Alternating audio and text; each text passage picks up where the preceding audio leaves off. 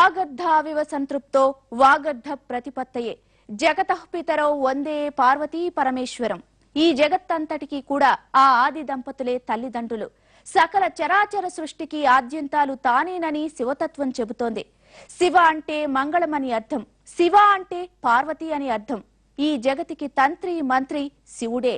కాబట్టే శివారాధన మన సనాతన ధర్మంలో విశేష ప్రాముఖ్యతను సంతరించుకుంది.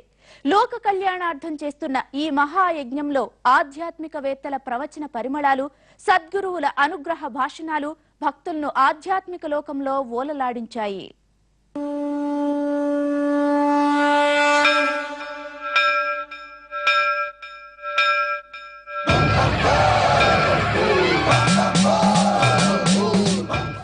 కార్తీక మాసంలో వర్ష ఋతువు సమాప్తమై శరత్ ఋతువు ప్రారంభమవుతుంది. ఈ ఋతువులో కురిసిన వర్షధారలు భూమిలోని ధాతువులను తనలో కలుపుకుని విశేష శక్తివంతంగా మారతాయి. కాబట్టే కార్తీక మాసంలో నదీ స్నానానికి ఎంతో ప్రాముఖ్యత ఉంది. దీపం వెలిగించినా, ఉపవాసం ఉన్నా, దీపదానం చేసినా విశేష పుణ్యఫలం లభిస్తుంది. దీప కిరణాలు జగతికి కాంతిని, మనిషికి శాంతిని, లోకానికి భ్రాంతిని కలిగిస్తాయి. ఇక్కడ వెలుగుతున్న ఈ దివ్యలు లోకంలోని చీకటినంతటినీ పారద్రోలుతాయి. అజ్ఞానాన్ని, అహంకారాన్ని అణిచివేస్తాయి.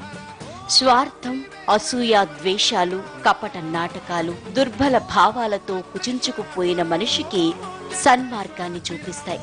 దీపాల కిరణాలు జన జీవితాల్లో వెలుగులు ప్రసరింపచేస్తాయి.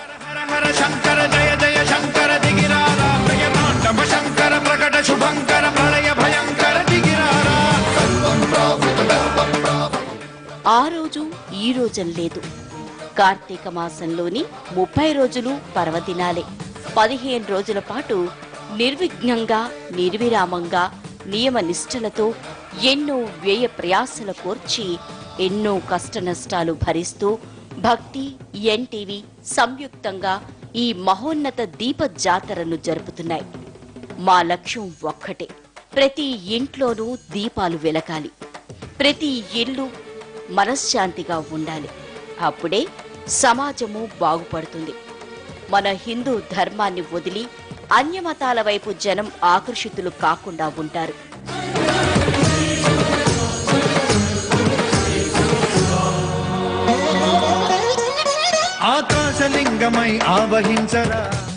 అరుదైన స్ఫటిక లింగానికి నమక చమకాలతో అర్చక స్వాములు చేసిన రుద్రాభిషేకాన్ని చూసి భక్తులు ధన్యజీవులయ్యారు.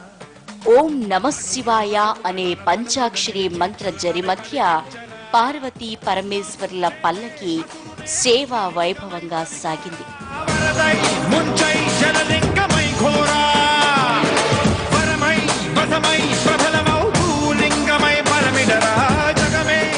శ్రీపురం స్వర్ణలక్ష్మి అమ్మవారి దర్శన భాగ్యంతో భక్తులు ఆనంద డోలికల్లో తేలియాడారు. త్రిమూర్తుల సమానులైన శ్రీ విద్యాధీశ తీర్థ స్వామివారు, శ్రీ దయానంద సరస్వతి, తొగుడు మఠాధిపతి శ్రీ మాధవానంద సరస్వతి స్వామివార్లు అఖండ దీపాన్ని వెలిగించి దీపారాధన ప్రారంభించారు. తమ ప్రవచన జ్ఞాన ధారలతో సద్గురువులు భక్తులకు ధర్మ మార్గాన్ని సూచించారు. తమ అనుగ్రహ భాషణంతో ఉత్సవ కాంతిని మరింతగా ఇనుబడింపచేశారు. दीप तो अर्थ का प्रकाशन करने वाला ही है. हमारे आंखें हैं तो भी वस्तु का दर्शन नहीं कर सकेंगे जब तक दीप नहीं है. दीप आएगा तो वस्तु का प्रकाशन होगा.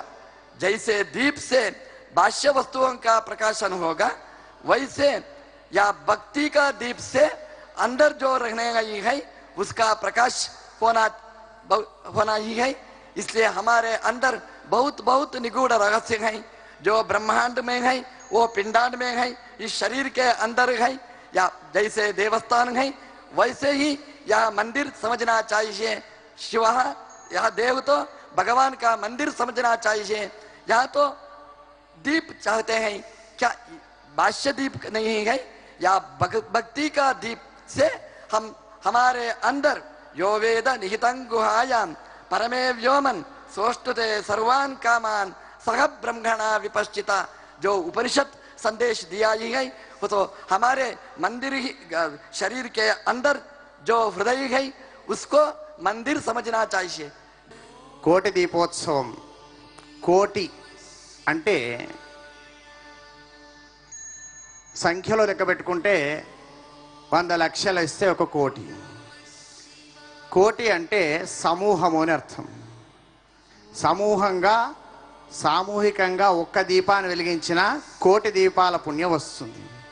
అటువంటిది ఒకవేళ కోటి దీపాలే వెలిగిస్తే ఆ పుణ్యం గణనకు రాదు. అంటే గొప్పనైనటువంటి అమూల్యమైనటువంటి అగణనీయమైనటువంటి పుణ్యాన్ని మనం సంపాదించుకున్నాం. కర్త కారయిత చైవ ప్రేరకశ్చ అనుమోదకః సుకృతే దుష్కృతే చైవ చత్వార సమభాగినః. ఒక పని చేసేవాడు, చేయించేవాడు, ప్రోత్సహించేవాడు అంటే ఎంకరేజ్మెంట్ చేసేవాడు, తర్వాత బాగుందని ఆనందించేవాడు. అది మంచి పనైనా చెడ్డ పనైనా నలుగురు భాగస్వాములు ఉంటారు. అంటే ఒక మంచి పని చేస్తున్నాం అంటే దాంట్లో నలుగురు భాగస్వామ్యాన్ని పొందుతున్నారు. అంటే మనం 4 ఇంతలుగా దాని పుణ్యాన్ని చేయాల్సినటువంటి అవసరం ఉన్నది. మరి చక్కటి కార్యక్రమాన్ని చేస్తున్నాం. దీపోత్సవం. దీపం ఏమి చెప్తున్నది ఒక్కసారి ఆలోచన చేసినారా? దీపము నేను దీపాన్ని అని చెప్పదు. దీపం వెలుతురులో మనం పని చేసుకుంటూ ఇది దీపము అంటాం. దీపము లేకుంటే పని కాదు. ఇప్పుడే స్వామివారు సెలవించినారు. త్రివేణిలో ఉండేటువంటి గంగమ్మ జ్ఞానగంగ ఇక్కడ ప్రవహిస్తూ ఉంటే సాక్షాత్తుగా నీవార శూకవత్తన్వి పీతాభాస్వచ్చనూపమ అని మన లోపట దహరాకాశం పైన ఉండేటువంటి దూసముళ్ళు వడ్లులాగా ఆ చిన్నగా వెలిగేటువంటి పరమాత్మ స్వరూపాన్ని మనం బయట చూసుకోవడం. అంతర్జ్యోతి బహిర్జ్యోతి. ఆంతరంగికమైన జ్యోతి స్వరూపాన్ని బహిరంగంగా చూసే విధానం దీప ప్రజ్వలనం. దీపం వెలిగించాలంటే ఒక కింద ప్రమిద అవసరం, దాంట్లో ఒత్తి అవసరం, దాంట్లో నూనె అవసరం, తర్వాత వెలిగించేందుకు దీపాన్ని ఆల్రెడీ ఉన్నటువంటి అగ్నిహోత్రాన్ని పట్టుకున్న పుల్ల అవసరం, వెలిగించే వాడ అవసరం. ఇన్ని అవసరం ఉంటే ఒక దీపం అవసరమై ఇన్ని ఉపకరణాలు ఉంటే ఒక దీపం వెలుగుతుంది. ఆ అగ్గిపుల్ల అలా వెలగగానే సాక్షాత్తుగా ఏమి చెప్తుంది అగ్గిపుల్ల? తాను కాలిపోతున్నాను కానీ దీపాన్ని వెలిగిస్తున్నాను అని చెప్తుంది. వెంటనే ఆ అంటుకున్న ఒత్తి అని చెప్తుంది, నేను కాలిపోతున్నాను మీకు ప్రకాశం అందిస్తున్నాను అని చెప్తుంది.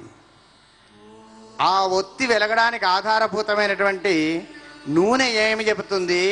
నాలాగా ఉండడం నేర్చుకోండి అని చెబుతుంది. అగ్గిపుల్ల మాడిపోయింది, మస్సిలాగా అయింది. ఒత్తి మాడిపోయింది, మస్సిలాగా అయింది.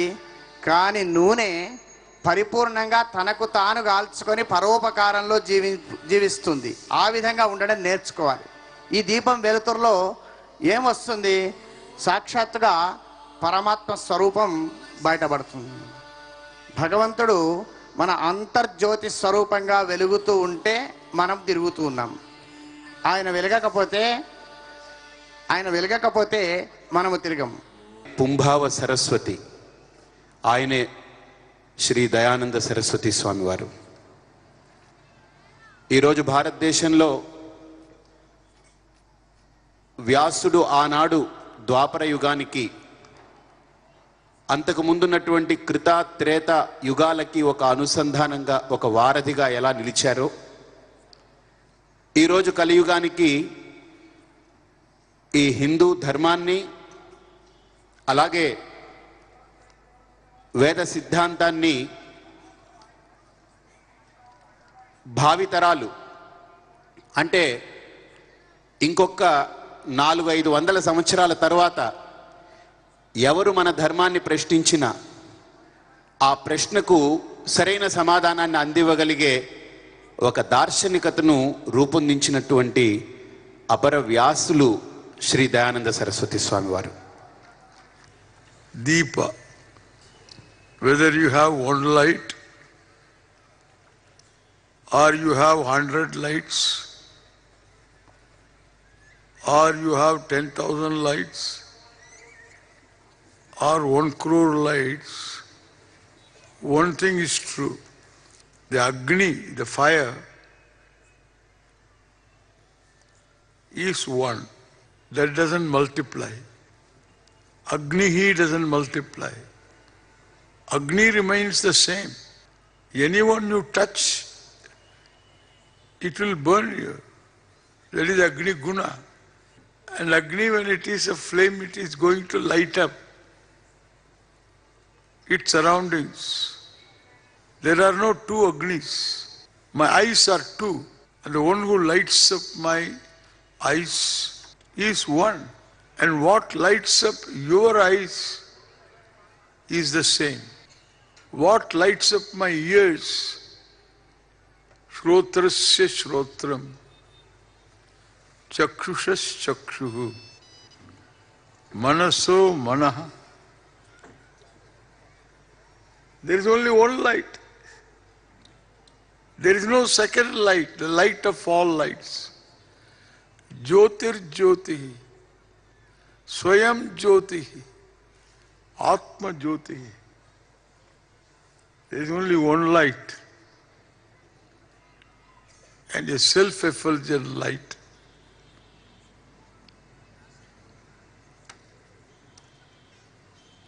And this is not a philosophy to contend with, to fight with. It's not a school of thought. It is just you. It is me. It is everyone. It's not a school of thought. It's a vision. It's a vision that is shared by us. It's a vision that Guru shares with the disciple. I am so happy to have a disciple in Paripurnananda. His mother came to me. Mother was blind. He is blind even now. When he was 16 or 17, I went to Nellore for a series of talks. His mother came to me and told that I am giving my son to you. You please make him like you.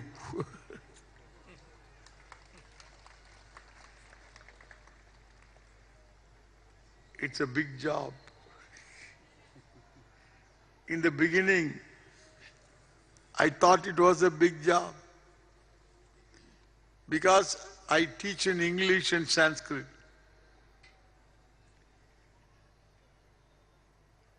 One good thing is, now and then I speak in Tamil and he knows Tamil.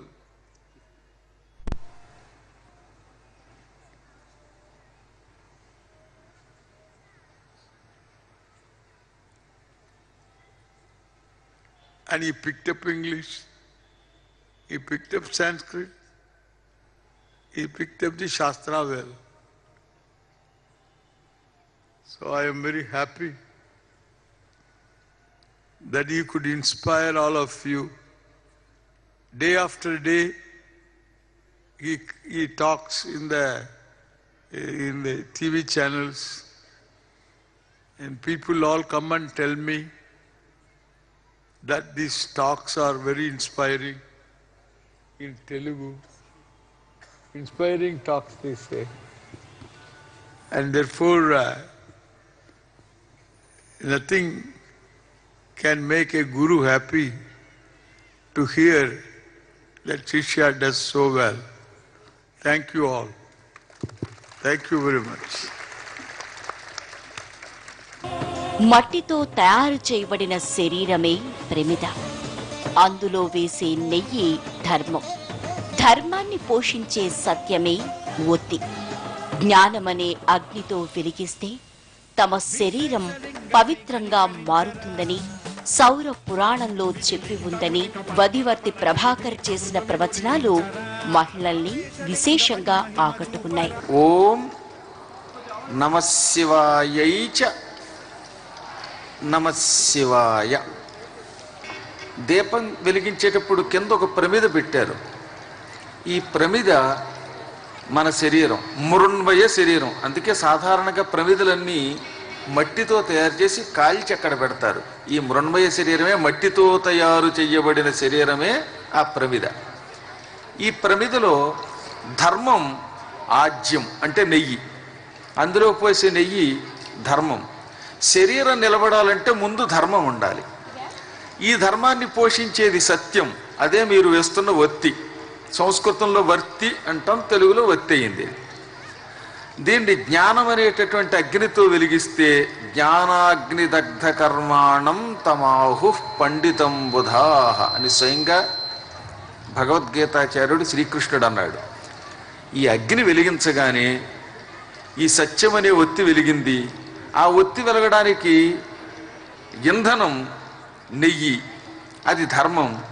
దానితో మట్టితో తయారు చేయబడిన శరీరం, ఈ మృణ్మయ శరీరం శాశ్వతంగా పవిత్రమవుతుంది. మళ్ళీ ఇలాంటి జన్మలెత్తి నానా కర్మలు చేయవలసిన అవసరం లేని ఒకానొక ఉచ్చస్థితికి తీసుకెళ్లే అపూర్వమైన వస్తువు ఈ దీపారాధన అంటే.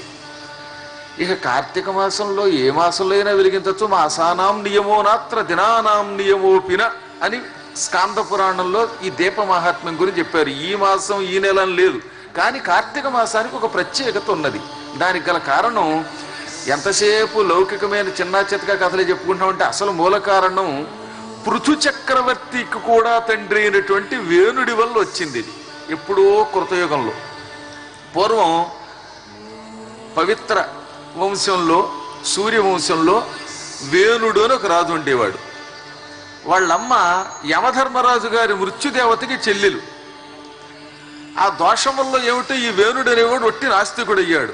24 గంటలు నాస్తికవాదం, గందరగోళం ప్రసారం చేసే ఒకనొక దరిద్రపు లక్షణం వాడికి పట్టుకుంది. వాడికి ఇలా దీపోత్సవాలన్నా, కార్తీక మాసం అన్నా, ఉపవాసాలన్నా అసహ్యం. ఏమైనంటే నేనే దేవుణ్ణి, నేనే ఏదైనా సాధిస్తానన్నాడు. కొంతమంది మీలాంటి పెద్దలందరూ దీపాలు వెలిగిస్తూ ఉంటే, యజ్ఞం చేస్తూ ఉంటే వాడికి కోపం వచ్చి ఆ యష్టవ్యమ హోతవ్యమదాతవ్యం విప్రాయటం సుదాత్తధ్వనులన్ అంటాడు పోతన గారు చాలా అద్భుతమైన కందపద్యంలో. ఎవ్వరూ ఈ రోజు నుంచి నా రాజ్యంలో యజ్ఞం చెయ్యడానికి వీల్లేదు, యజ్ఞంలో నెయ్యి పొయ్యడానికి వీల్లేదు, ఆ దాతవ్యం అసలు దానం చెయ్యడానికి వీల్లేదు. ఈ దానం పుచ్చుకునేవాళ్ళు, యజ్ఞాలు చేయించే వాళ్ళంతా పాపాత్ములు.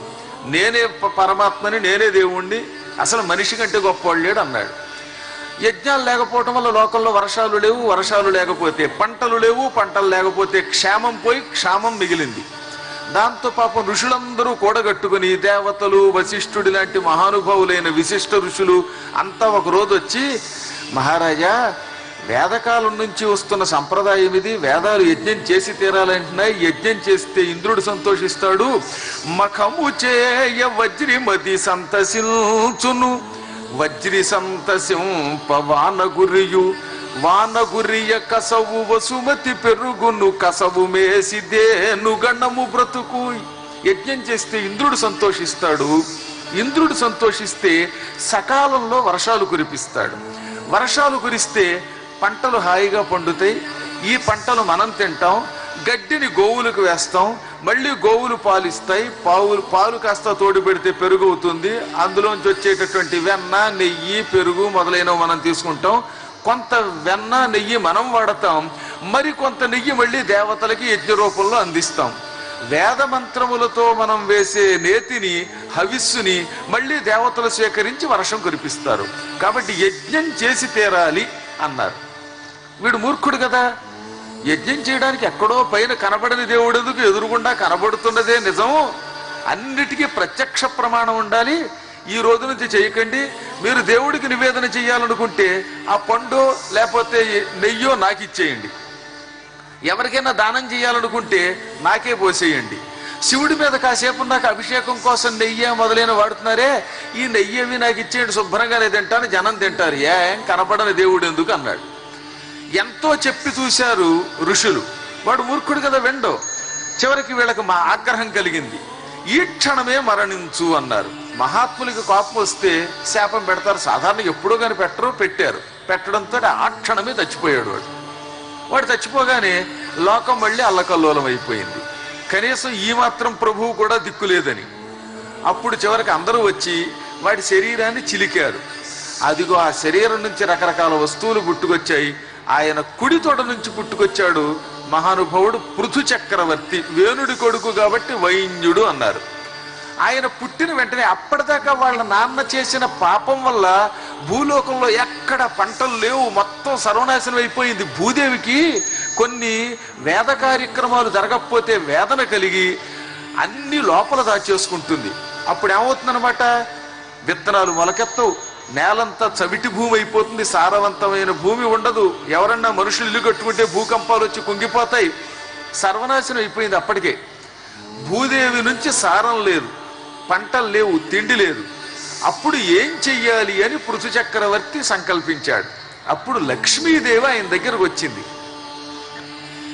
కార్తీక మాసంలో నెల్లాళ్ళు ప్రతి శివాలయంలో, విష్ణువాలయంలో, ధ్వజస్తంభ ప్రతిష్ఠ ఉన్న ప్రదేశాలలో, గంగానది వంటి నదీ తీరాలలో ఈ నెల్లాళ్ళు దీపాలు వెలిగిస్తే ఆ దీపాలున్న చోటకి నేను వచ్చి చేరతాను. నేను వచ్చానంటే నాతో పాటు లోకంలో అష్టవిధాలైన లక్ష్మీమూర్తులు వస్తాయి. అందులో ఒకటి వర్షం, మరొకటి శాంతి, మరొకటి సౌఖ్యం, మరొకటి పంట. ఇలా వరుసగా 8 రకాలైన విశేషాలు మళ్ళీ మానవులకు అందుతాయి. కాబట్టి దీపాలు వెలిగించిన ఆయన పృథు చక్రవర్తి అంది. ఆయన మీరందరూ కార్తీక మాసంలో దీపాలు వెలిగించండి అన్నాడు. అంత తేలిగ్గా వింటారా? అంత పూర్వం రాజు గారి ప్రభావం కొంతుందిగా. ఆ దీపాలు వెలిగిస్తే లాభం ఏంటి, అసలే కరువుతో ఉన్నాం, ఉన్న కాస్త నెయ్యి పోసుకుని అన్నం తింటే లాభం కదా అన్నారట. ఈ క్షణం నుంచి చెబుతున్నాను, నా రాజ్యంలో కార్తీక మాసం నెల్లాళ్ళు దీపాలు వెలిగించని వాడిని దొంగని వధించినట్టు వధిస్తానన్నాడు రాజుగారు. ఆ రాజుగారి భయంతో అందరూ దీపాలు వెలిగించారు. వెలిగించడంతో భూమి మళ్ళీ సస్యశ్యామలం అయ్యింది. అన్ని రకాల సంపదలు వచ్చాయి. ఇదిగో అప్పటి నుంచి కార్తీక మాసంలో దీపాలు వెలిగించడం మొదలుపెట్టారు. అలా వెలిగించడం మొదలుపెట్టినప్పటి నుంచి మొత్తం మళ్ళీ భూమండలం అంతా అన్ని రకాల సంపదలతో తులతూగింది. కాబట్టి ఆ పృథు చక్రవర్తి ఆజ్ఞాబద్ధులమై అప్పటి నుంచి మనం ఈ దీపాలు కార్తీక మాసంలో వెలిగించుకుంటున్నాం. ఎవరైనా మీ ఇంటికి లక్ష్మీదేవి ఇప్పుడు వస్తానంటే మా ఇంటికి రావద్దమ్మా లక్ష్మి అనేవాళ్ళు ఉన్నారా? సాహసించి చెయ్యొత్తాడు చూస్తాను. అబ్బే, మాట వరసకు కూడా ఒక్కరూ చెయ్యొత్తారు లక్ష్మీదేవి మన ఇంటికి వస్తానంటే వద్దమ్మా అని. కానీ గోవులు వద్దు అన్నాయి. దాంతో ఇవిడు కంగారు పడి, అదేమిటమ్మా మహాలక్ష్మిని నన్నొద్దంటే ఎలాగా, రేపటి నుంచి నాకు పరువు ఉండదంటే, లేదమ్మా నీకు నిలకడ లేదు, లక్ష్మీ చంచల. లక్ష్మి అంటే చంచలంగా ఉంటుంది, ఓ క్షణం ఉంటుంది, ఓ క్షణం ఉండదు. ఇవాళ ఎదురుగుండా ఉన్న వాళ్ళ జేబులో 1000 రూపాయల నోటు ఉంటుంది, మరి కాసేపు ఉన్నాక 1000 కనబడదు, ఇంకో చోటికి పోతుంది. ఇవాళ దాకా వాడు కోటీశ్వరుడు, రేపు పేదవాడు అవుతాడు, పేదవాడు కోటీశ్వరుడు అవుతాడు. క్షణక్షణానికి మారిపోతావు నువ్వు. ఎక్కడా నిలకడగా ఉండని నీలాంటి వాళ్ళని మేము మా దగ్గరకు రానివ్వమనగానే అప్పుడు పాపం లక్ష్మీదేవి చిన్నపోయి, మీరు ఏదో రకంగా రానివ్వకపోతే నాకు విలువ ఉండదని గట్టిగా బతిమాలే. అయితే ఈ క్షణం నుంచి చెబుతున్నాను, కార్తీక మాసం నెల్లాళ్ళు మా ఆవు నేతితో ఎక్కడ దీపారాధన జరిగితే అక్కడ ఉండండి, ఆ వెలిగించే వాళ్ళ ఇళ్లలో ఉండండి అన్నది. అందుకని అప్పటి నుంచి కార్తీక మాసం నెల్లాళ్ళు ఆవు నేతితో దీపం వెలిగించడం మొదలెట్టారు. కాబట్టి ఇప్పుడు లక్ష్మీదేవి ఏమంది, కార్తీక మాసం నెల్లాళ్ళు దీపారాధన చేసేటటువంటి వాళ్ళ ఇళ్లలో ఉండమంది గనక ఆవులు, మీరు దీపారాధన చేస్తే మీ గృహాలలో లక్ష్మీదేవి సమృద్ధిగా ఉంటుంది, శాంతిగాను సంతోషంగాను. ఓ మహత్కార్యం చెయ్యాలంటే అంగబలం, అర్థబలంతో పాటు సంకల్ప బలం కావాలని ప్రముఖ ఆధ్యాత్మికవేత్త అనంతలక్ష్మి అన్నారు. చేసేటటువంటి కార్యక్రమానికి ఎటువంటి విఘ్నం కలగకుండా ఉండాలి అంటే విఘ్నాలకి అధిపతి అయి మన చేత నిర్విఘ్నంగా కార్యక్రమాన్ని నడిపించేటటువంటి గణాధిపతిని తలుచుకోవలసినటువంటి అవసరం ఉంది. అప్పుడు మాత్రమే చేసే కార్యక్రమాలు ఏ రకమైన విఘ్నం లేకుండా చక్కగా కొనసాగుతాయి. కనుక శ్రీ మహాగణాధిపతయే నమః అందాం. శ్రీ మహాగణాధిపతయే నమః, శ్రీ మహాగణాధిపతయే నమః. గణపతి ఎక్కడ కూర్చుని ఉంటాడు? ఆ తల్లి యొక్క ఒళ్ళో కూర్చుని ఉంటాడు. అందువల్ల ఆ తల్లిని ఒకసారి సంస్మరించుకుందాం. శ్రీమాత్రే నమః, శ్రీమాత్రే నమః, శ్రీమాత్రే నమః. ఈ ఒక్క మాటని, ఇది నిజానికి మహామంత్రం. ఈ ఒక్క మంత్రాన్ని గనక తలుచుకున్నట్టయితే, ఈ ఒక్క మంత్రాన్ని మనం మనసులో అనుకున్నట్టయితే, లలిత రహస్య నామ సాహస్రం అని చెప్పబడేటటువంటి 1000 నామాలు, రహస్యార్థాలు కలిగినటువంటి వాటన్నింటినీ కూడా తలుచుకున్నట్టే అవుతుంది. ఈ ఒక్క నామంలోనే మిగిలినటువంటి 998 నామాల అర్థం ఇమిడి ఉంది. భక్తజన సందోహంతో కళకళ్లాడుతున్న ఈ మహత్తర ఉత్సవం సత్సంప్రదాయానికి, సుసంస్కారానికి ప్రతీక. దీన్ని ముందు ముందు మహోద్యమంగా కొనసాగించాల్సిన బాధ్యత ప్రతి ఒక్కరిపైన ఉంది. మనం మాత్రమే దీపం వెలిగించటం కాదు, హైందవ ధర్మంలో భాగమైన దీపం వెలిగించటాన్ని మరో 3 చేసేలా ప్రచారం చేయాల్సిన అవసరం ఎంతో ఉంది.